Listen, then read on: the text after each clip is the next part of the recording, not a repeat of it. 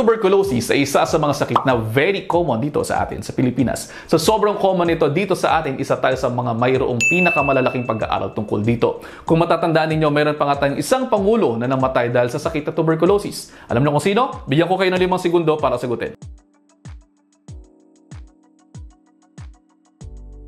Kung naalala ninyong maigi ang inyong history, dapat ang sagot ninyo ay si Manuel Luis Quezon. Wala pa noon kasi masyadong gamot sa tuberculosis. Pero ngayon, ito po ay nagagamot na at ito ay po pwedeng libre sa inyong mga TB Health Centers.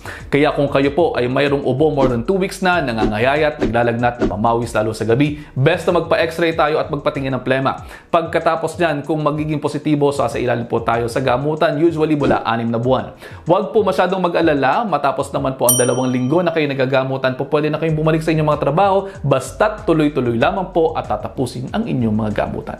At ayun, almost 1 minute na to. I hope you're all 1 minute wiser. I'll see you next time. Ingat!